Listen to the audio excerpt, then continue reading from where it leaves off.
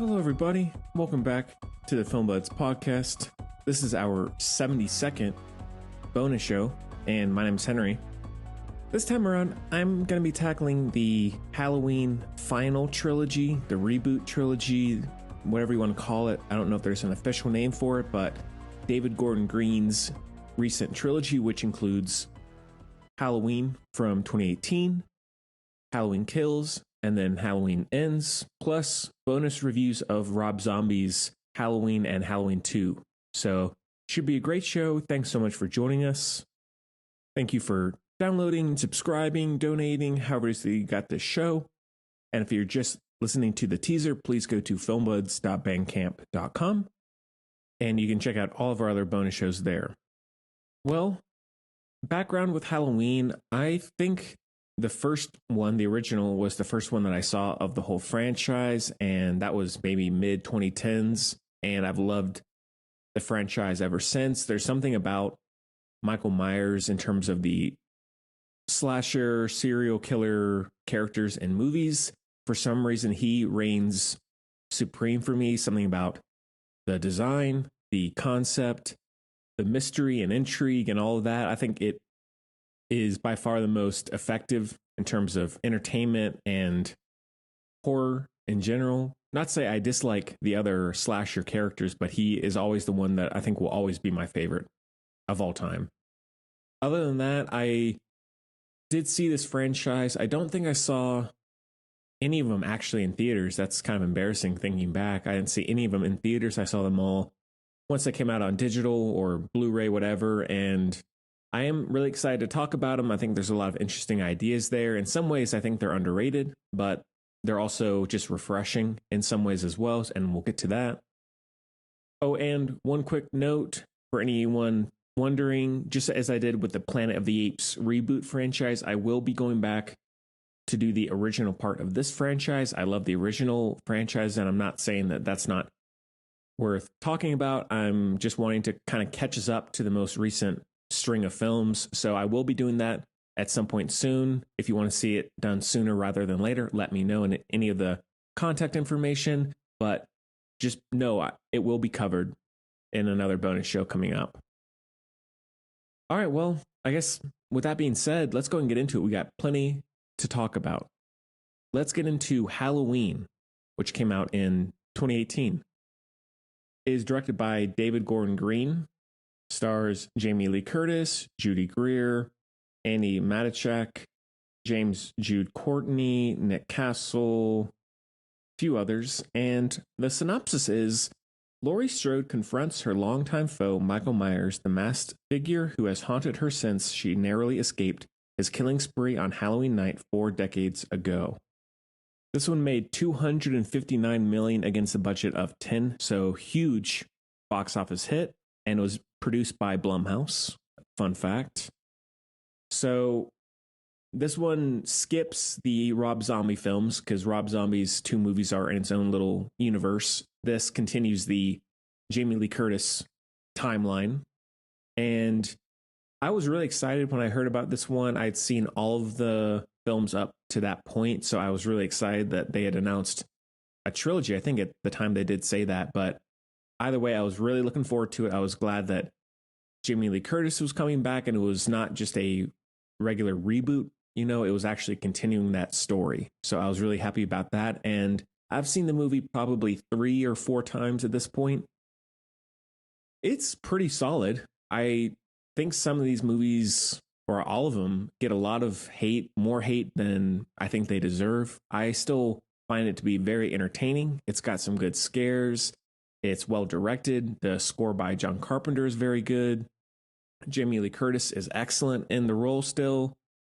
And I guess in some ways similar to the Scream reboot films, this one does have some more thematic weight to it and some more commentary. Not to say that any of the movies have any incredible amount of complexity to them. However, in this one, and we'll get to the ideas in the other 2 when we get to them, but this one, and maybe I'm reaching here, I don't know, but I do find this one to speak a little bit to the Me Too movement, where Laurie Strode is this person who, when she was a teenager, she had this horrible trauma and I guess assault, abuse, whatever you want to call it.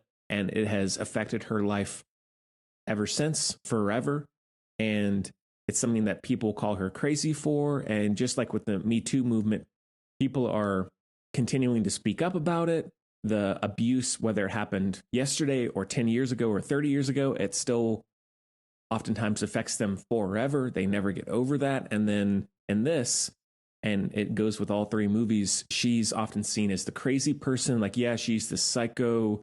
She caused all of these problems. It wasn't Michael Myers who did it. It was her who instigated all of this terror and violence. It was all on her. She did this, or she acted that way, or whatever it might be. And so I think that does speak to that. At least that's what I got from the movie. And I really think that's a very interesting and refreshing thing to have in a movie like this, because most slashers have no real depth to them. And it does get more and more interesting along the way. And I think each movie has its own little set of commentary. But the idea mainly of trauma and past abuse and assault, where you're having to live your life where everyone knows about it. You know, for example, in the Me Too movement, it's something, if you speak up about it, it's going to be plastered all over social media. It's going to be forever tied to you.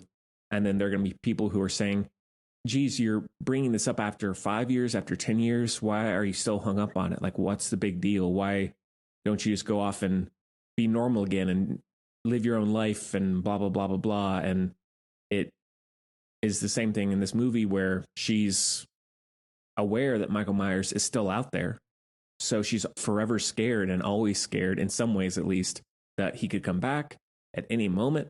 So to me, that really speaks of past abusers and assault and anything along those lines, where people will always have that fear, you know, looking behind their back of, what if that person shows up again in my life? What if they contact me? What if they show up at my door? You know, what if they get in contact with someone I know, or whatever it might be? Because I've known plenty of people in my life who have not dealt with what she's dealt with, obviously, but in terms of abuse, assault, whatever it might be. And so that really does strike true, and it feels very thoughtful and poignant in terms of recent events, especially when concerning the Me Too movement. Besides that, I really like the setup of the movie, where there are these two podcasters who are like true crime expose podcasters, and they want to go tell the story of Michael Myers and Laurie Strode. And then Michael Myers ends up breaking out, of course, as you would expect, and they get killed. And then Michael Myers goes on a spree. But also, similar to the Scream films, I love how these recent reboots of these different horror slasher franchises are more about the victims standing up for themselves and fighting back. It's not like, all right, well, there's a scared boy or girl, they're about to get killed, done, movie's over, which that's fine in some ways. But I like how in these, it's, all right, we're not going to be scared anymore. We're going to fight back. Even if we end up dying, we're going to fight back. We're not just going to stand around, get locked away in a closet, and wait to be found. You know, it's like, all right, let's take up arms, and we're going to do whatever we can to take this person or people down. So I really like that idea. And that's a very good message for this day and age, where we've had decades of these slashers where it's just victims being victims. There's no real redemption or justice. And in these, they're like, all right, let's fight back. So I really like that. The relationship with Jamie Lee Curtis and her family is really interesting. And that really does also speak to the Me Too movement, I think, where she's in some ways considered an outsider.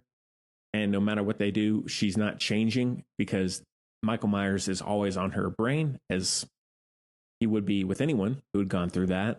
But they don't understand it. Nobody understands it really but her. So that's really interesting, in that straining relationship where we know she's not crazy, but most other people see her as crazy. The breakout with the bus is really good, where the pickup truck pulls up and the bus is crashed. That's really good. The final third act, if I had to point out any part of the movie that I don't love, it's the third act, because not to say that I don't enjoy somewhat of a siege cat and mouse game, and I think it's well directed, but that part goes on a little long, because for the most part the movie's gliding along at a fairly quick pace and different locations, and then it spends about a good 30 to 40 minutes, I think, at Laurie's house, waiting for Michael and then Laurie moving through the house. And so to me, that goes on a little long. I like the final moment where they trap him and they set the house on fire. That's awesome. And the imagery is excellent. So I think the movie looks really good. And I love the look of Michael Myers, and it really just gets better as the movie goes along. I love the look of old Michael Myers, the mask, the aged, worn down mask. I really love that idea and that look. The performances otherwise are solid. The granddaughter is good, and she's in all of them. Judy Greer is very good. And I think one thing, moving aside from that real quick, with Michael Myers, while there are other slashers who are somewhat impenetrable, unbeatable, I find that there's something about Michael Myers where, yes, it is grounded in a reality so much that he does just seem superhuman, but it's never like going really fantastical. But obviously no one could survive what he's gone through. So I like that sort of middle ground where it is set in reality, and yet for some reason he is impenetrable. He's unstoppable, at least for the most part. We'll see. But I always find that to be very compelling, just this unstoppable force that they can't do anything about, really. The different kills in the movie are solid. There's nothing amazing in this one. I think in Halloween Kills, ironically, it's the best in terms of that, the violence. And some people hate on David Gordon Green for these movies. I really don't fully get that. I think there are flaws, of course, but to me, they're much better than a lot of other horror movies that have come out recently. And he, putting that aside, even, he has a really weird filmography. He's done Pineapple Express, Stronger with Jake Gyllenhaal, The Sitter, and then he does these movies. Then he goes and does The Exorcist, Believer. He did Your Highness. Like, he has the strangest filmography in terms of genre, but at least in some ways that's interesting. Oh, also in this, the breakout sequence of Michael Myers where he is going around to the different houses and killing people pretty much willy-nilly. Love that. So there are some good callbacks. Some people criticize it for being too formulaic, but to me, that's what makes these movies feel part of that franchise, and they're paying homage to it. So like where he's wandering into people's houses, that's awesome, and killing them, that's really good. And of course, the iconic knife, like kitchen knife, great. Other than that, not a whole lot else to say in this movie. It is a good reintroduction to the franchise. It's not really doing anything crazy new, but it's also not a remake. So it's got a good little middle ground to that, to where it can introduce new people to the franchise, but it does make sense to all those audiences who have been following it over the years. So it would be my second favorite of the trilogy, spoiler, and would be somewhere in the middle of the whole franchise ranking wise. So do check it out if you haven't seen it yet. And if you haven't seen any Halloween movies, you could go ahead and start with this one. I would still start with the original if possible, but it's not the worst place to start. You could understand things fairly well if you started with the 2018 movie, in my opinion, at least. Maybe that's reaching, but I think so. But that one is a heavy 4 out of 5. All right, let's get to Halloween Kills, which came out in 2021. Directed by David Gordon Green once again. Also co-written by Danny McBride, which is pretty interesting. Cool credit for him. Stars mostly the same cast, really, so I won't really go into that. And the synopsis is: surviving victims of Michael Myers form a vigilante mob and vow to end his reign of terror. This one made $133 million against a budget of $20, so not as big a hit as the first one, but still a pretty good financial success for sure. Kicking things off, this is my favorite of the trilogy and probably my second favorite of the whole franchise. I know some people really crap on this movie. I don't understand why. I know John Carpenter said that this was his favorite of the three, which again, I fully agree with. To me, it's the good middle ground in terms of these slasher films, where this is picking up right where the 2018 film left off. And it has a good middle chapter sort of feel where there's not a huge setup, there's not a huge ending. It's just Michael Myers is on the loose, and then the vigilante mob picks up arms and tries to go after him. So it's a good sort of in a way almost like a war movie, like the townspeople versus Michael Myers. And I love that idea. And that does go back again into the overall concept of these reboots giving the power back to the victims. Oh, and quick thing, in all three, the opening credits are awesome. Love the look of the pumpkins. The flaming one in this one is great. I think probably my favorite is the third one, where the pumpkin is splitting in half and there's those gluey strands pulling apart as you're moving through it. I love that. But putting that aside, this one by far is just the most entertaining. I think as the first one dealt with the trauma, more so of Laurie's abuse and the trauma of trying to convince people of what's going on, what happened to her. This one is dealing more so with, at least what I got, is people being so blinded by revenge and justice and violence that other people get in the way. So, for example, there's the other mental patient who escaped with Michael Myers just by chance, I think. Unless I'm missing something, I would think it was just by chance. And then he ends up getting blamed because he's unstable, and then he's around the mob when they're going crazy. And then he, of course, gets trapped in the hospital and then jumps off because he's so scared and confused, doesn't know what's going on. And so he's like, all right, well, screw it. I'm going to jump off, because they are saying, that's Michael, we got to kill him. And obviously it's not. And they realize that after the fact. So basically someone died for nothing, someone who needed help. So I think there's that interesting commentary on people who need someone to blame. So they oftentimes don't care who it is, even if it's not the actual right person. It's like, well, close enough. Let's take them down and we'll feel better about ourselves. And so that's an interesting part of the movie. The kills by far are the best. The playground or park sequence is excellent, where they attack the car with the surviving victims of the original attacks. That's really well done. The opening is probably my favorite action sequence, so to speak, of the whole movie, where there's the burning house and the firefighters go in and Michael Myers is still alive, of course, and he drags them in and then comes out and slaughters all of them with their own weapons and tools. I think that's an awesome start to the movie. And right before that, where you see the fire trucks racing past Laurie's truck where they're driving to the hospital, and she's like, no, let it burn. And you're like, well, we know what's going to happen there. But very well done sequence. One other good moment, there's a lot of them in this movie to me. The opening part, I think it's towards the beginning, where he breaks into the older couple's house and there's the drone and he throws back the drone, and then the wife gets the broken light fixture stabbed into her, and then she watches her husband be like pinned to the table with knives, essentially. Like, that's an insane visual, but really creative, and definitely one of the most effective kills and crazy kills in the whole trilogy. So love that sequence. It's just a great movie. Sorry if that's a hot take, but I love it. The final part, jumping towards the very end for a bit, where the townspeople seem to get a leg up on Michael Myers and they surround him, and then they start stabbing him and shooting him and beating him. And then you're like, wow, they actually took him down. Like, good job.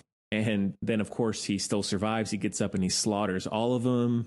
That's quite well done. The death of Judy Greer, which is Laurie Strode's daughter, where she's in the house and then Michael Myers shows up behind her, is good. So, I mean, there's a lot of really memorable parts of this movie where I feel like the first one is more so the sum of its parts. This one has a lot more standout moments to me, which maybe some people feel the opposite in terms of what they like more, what they give more credit to. But I feel like I remember way more about this movie than the other two. One of my favorite parts, adding on to that, the Big John, Little John, Michael Myers house sequence is great, where the kids show up and they trick him to thinking one of the kids ate a razor blade by accident, and then the kids are just trying to scare him, and then they go back into the house and Michael Myers is there, and there's the cat and mouse sequence through that location, and the performances are very fun and the writing's very good. This is probably the most well written of the three. Besides that, the death of the son of one of the survivors, that's effective in the house. So there's a lot of really pretty wild kills, and it's creative. the most creative out of all the kills in the 3 movies. So this one does reign supreme for me. Not a perfect movie, not, of course, as good as the original, but of all the movies that have come out so far, this one would be the second best, as I mentioned. So if other people have different opinions, let me know. I'm curious as to why some people really drag on this movie. I have seen it 4 or 5 times now at this point, and every single time I'm really, really entertained, never bored. It's not overly long. None of them are overly long. The commentary's there. The kills and violence are there. Plenty of great Michael Myers iconic moments, and just his silhouette is so effective in all of these movies. But David Gordon Green shoots Michael Myers really, really well. And the use of shadows and lighting and foreground, middle ground, background, like, it's very well done. Nothing incredible or brilliant, but in terms of recent horror, modern horror, I think it's quite well directed, well edited, well written. Just the overall production value is quite solid. So definitely do check it out if you haven't seen it. Give it a rewatch. Might grow on you. I don't know. Maybe not. But really, really enjoy this movie. So that is a 4.5 out of 5. All right. Let's get to the last film in the trilogy, which is Halloween Ends. Came out in 2022. Done by Gordon Green once again. Basically the same cast aside from Rowan Campbell is one of the main leads in the movie. Jesse C. Boyd, Destiny Money. That's about it. And the synopsis is: the saga of Michael Myers and Laurie Strode comes to a spine-chilling climax in the final installment of this trilogy. This one made $105 million against a budget of $33, so you do see that slight financial decline in each movie, which is surprising. I feel like it would have gone up, but apparently not. And $33 million for a movie like this seems pretty high as well, but whatever. I saw this one, I think, right after I watched Halloween Kills. I think I saw Halloween, the 2018 one, and then I didn't see these two until Ends had already come out. And going into it, I knew people were hating on it like crazy. This is the worst one. This is a horrible end to the franchise, or at least of this saga. It's just like the Rise of Skywalker in the Star Wars franchise. So I didn't really know what to expect, and I've seen the movie twice now. I do find that it's the weakest of the 3, for sure. Not by a lot, but it is the weakest. I don't think it's nearly as bad as people say. It did grow on me on rewatch, not by a whole lot, but it did. I really don't think that this movie is a horrible end to the franchise. Maybe I'm in the minority there. I think I probably am, considering the reviews, but the thing that got me the most, which is in some ways interesting on rewatch, but it also is still the main flaw of the movie. The main kid in this movie, the main character who accidentally killed this young boy when he was babysitting one night, and he forever got this stigma as a psycho and a baby killer and all these things. He is the main storyline of this movie, and while I do find the ideas interesting of him, well, I guess actually before I get into that, the overall message I got from the movie with him and with Laurie is people, you can almost relate it to something like cancel culture, where someone will do one thing, whether it's something they actually did or someone thinks that they thought they did, whatever it might be, and then they forever have that event attached to their public life forever. And especially with social media and the internet, that's something that you see celebrity after celebrity after celebrity, or anyone really, that is something that is forever on their record and it will always be associated with them. You know, like even talking about something like the Will Smith Oscar slap, that's going to be something that's forever going to be attached to Will Smith, even though it's such a minor, stupid thing. And so I do like the idea in this of this boy who yes, he did kill the kid, because even though the kid was doing something reckless and stupid, the teenager still did something that caused the boy to die. So he is, yes, at fault in that way. But the fact that he got let off of that crime and then was still living in this small town where everyone knows everybody, and he is now this social pariah outcast because of what he did. No matter whose fault it was or what happened, it was just, you killed this kid, you're at fault, you're nuts, we're not going to hire you, we're not going to be your friend, don't try and be happy ever again, that sort of thing. And so I think that does in some ways speak to cancel culture, where one event, one thing, no matter if it's your fault or not, if you're associated with it, and especially when in a small group, in a small town, or in the world of social media and the internet, where people can look that up and they will immediately know that about you. And so in this, he deals with constant backlash and verbal and physical abuse from anyone and everyone. Even when he's trying to go have fun on Halloween or go to a club, he sees someone that he knows or someone who's associated with the crime, and they make him feel bad for trying to have fun. And so all that constant shaming and public shaming and the tarnishing of the reputation, no matter what he does, sort of leads him to become that character. Actually, like, he wants to become the next boogeyman in a way. By the end of the movie, he wants to become the next Michael Myers, but of course that doesn't happen.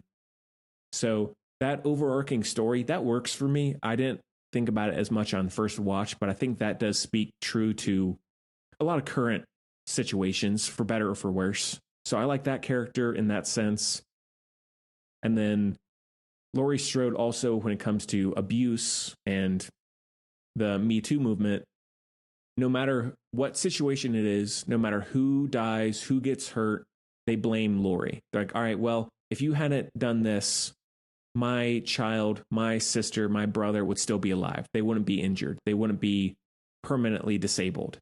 And even though obviously she was just an innocent teenager who dealt with all of this, she's the one being put on the pedestal in the spotlight, not Michael Myers. So I think that's pretty interesting in terms of people, horribly so, blaming the victims of abuse, of assault, saying, well, if you hadn't dressed this way, if you hadn't done that, if you hadn't gotten this job, if you hadn't been in this situation where you're alone with this person or whatever it might be, none of this would have happened. It's your fault. Like, I think that's a really timely idea, as much as I hate to use that word. I think that is a very powerful idea to have in this day and age, especially for a younger audience. So that part of the movie I really enjoy. It's nothing incredibly deep or complex, but way more interesting and much more commentary than you would expect for a movie like this.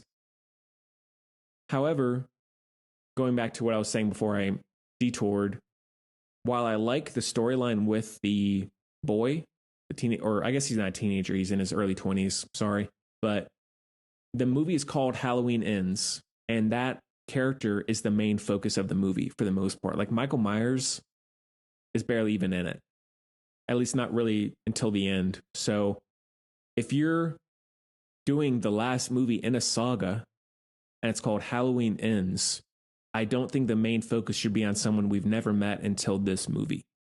I like the final conclusion with Laurie's character, where Michael does die. He gets crushed in the compactor or whatever, the grinder, and then she ends up befriending, or I guess maybe romantically being involved with that police officer. I really like that storyline. So I think her final moments at the end of the movie are good. I think that's a good conclusion to the character, because she finally has some peace. Her reputation is restored for the most part. But with Michael Myers, the death is good. And that final part where the two of them are fighting in the kitchen, that's really, really well done. And she basically pins him to the table with knives. That's very effective. But the satisfaction of Michael Myers' story and the end of that is not totally there. So I think in that way, the movie does fail. I still like it a decent bit. It's entertaining. That commentary, as I was just saying, is interesting. Good performances, good kills. Michael Myers, old Michael Myers, this is where he's really starting to decline. And that mask, again, I love that mask. The old man Michael Myers, that is a great iconic image from this movie. I like the sewer habitat he's in, where he's residing under the town and he's there, but he's not really there. So that's why Laurie is still scared in some ways. And then the memoir, I guess, that she's writing, Laurie, I really like that angle. And the final part of the movie where before the Laurie Michael showdown, where Corey, the disgraced kid, tries to impersonate Michael with a mask, and he tries to kill Laurie, but she ends up killing him. There's a good twist there where he knows how bad her reputation is. She's getting blamed for everything, no matter what happens. Even her granddaughter thinks she's nuts. Everyone's turning on her, saying, you're to blame. It's your fault. Like, why the hell did you do it? And then he's like, well, I'm about to die, or you're about to kill me. And if I can't accomplish my goals, well, at least I can make your life a little bit worse. And he stabs himself right before the granddaughter comes in. And so she's holding the bloody knife as her granddaughter walks in. And then she's like, well, you killed another person. You killed the guy I like. Like, screw you. And so I think all of those little moments where her reputation is more and more tarnished is very effective. And you could see that happening in reality, where someone does one thing, or they're in a certain situation, whether they're the victim or not, and they're consistently put on more and more blame because they're either the easy target, or that's just what people want to believe, whatever it might be. So all that really works for me. And really, as I talk about all these movies, I like them even more. But the big issue that brings the movie down is not enough Michael, not enough, I guess, Michael-Laurie interactions in one way or the other. The showdown is good. However, the middle chunk of that movie is dealt with this guy who we don't know about. Yeah, we care about him to, I guess, a certain extent at first, where we know he didn't do something intentional and he's just being screwed over by the public. But this should have been a movie about that central relationship, I think. And it is disappointing because I don't know the real logic of David Gordon Green and the other writers, where like, all right, this is the last movie in a saga. We have to bring this to a good, satisfying, epic close. And they do in some ways, but I don't understand the point of injecting that character to be in the last movie. Maybe if he had been in an earlier film, that would have been a little bit better. But I don't find the emotional part of that movie to be as satisfying as it needs to be, as it should. So that is very frustrating. But nevertheless, not as bad as people say. It's still interesting. It's compelling. So while it would be in the middle or so of the franchise ranking wise, it is the worst of the three. And being that we're not going to get, I mean, I'm sure we'll probably get some other movie. I know we're getting a TV show for Halloween, but this is Jamie Lee Curtis's last movie, as so we've heard. It is disappointing in that way. So I do understand those frustrations, those criticisms, but I still like it. So that is a heavy 3.5 out of 5. Oh, and quickly, some people hate the posters for these movies. I love the posters. I think the designs are awesome. The bold fonts, the fire. Like, I think the designs, the artwork, and the overall production and design value of this trilogy is awesome, both in the movies themselves and the marketing. I love all of it. Maybe that's a hot take, I don't know, but I love the designs of the posters. So, all right, well, that is it for the trilogy. Let's get into Rob Zombie's Halloween movies. Rob Zombie's Halloween came out in 2007 and is a remake of the original. It is directed by, of course, Rob Zombie. Stars Scout Taylor Compton, Malcolm McDowell, Tyler Mane, Brad Dourif, Sherry Moon Zombie, a few others. And the synopsis is, after being committed for 15 years, Michael Myers, now a grown man and still very dangerous, escapes from the mental institution and immediately returns to Haddonfield to find his baby sister, Laurie. This one made $80 million against a budget of 15, so a decent hit. But as with really all Rob Zombie movies, pretty poor reviews. I didn't get around to seeing this one until I'd seen even the David Gordon Green trilogy, because I was not a big Rob Zombie fan. Still am not. But these were the last ones that I saw, and this is not connected to the big franchise. It's its own thing. Rob Zombie, I don't think anyone considers him to be an amazing filmmaker. He probably doesn't even himself. His style is very over the top, incredibly dark and violent, sort of MTV heavy metal 90s music video sort of style, considering he is a musician, makes sense, but usually not really a good thing. And these movies, I don't mind if you want to remake Halloween, that's fine. But the origin story, the first act of this movie, is the worst part about it. Because what makes Michael Myers is that mystery. I don't want to know about his upbringing. I don't care if he was abused or this or that or the other. It does not excuse what he did later. And so I think the origin story, and with how Rob Zombie tells it in a very clunky, broad, fairly shallow way, don't like it, don't care about it, it's boring. And with Rob Zombie, all of his movies, they're always at 11 out of 10. Characters are always screaming and yelling and cursing. And I like him to a certain degree, and I'll always watch what he does because he is an auteur, for better or for worse. But this is not one that I would really recommend. The remake aspect of it is all right. It's watchable. And I do really like the look of his Michael Myers, where he looks to be 7 feet tall and he's massive. I do really like that. That's probably my favorite part of both movies, is the look of Michael Myers. And even when Michael Myers has the long hair, that's kind of awesome. But the storyline itself, very weak. He's not a very strong script writer or storyteller in that sense. And we'll get to the second one as well. Both movies are too long. But if you had taken out the first 30, 40 minutes of this movie where they're trying to understand him, or he's trying to help you understand, all right, where did he come from?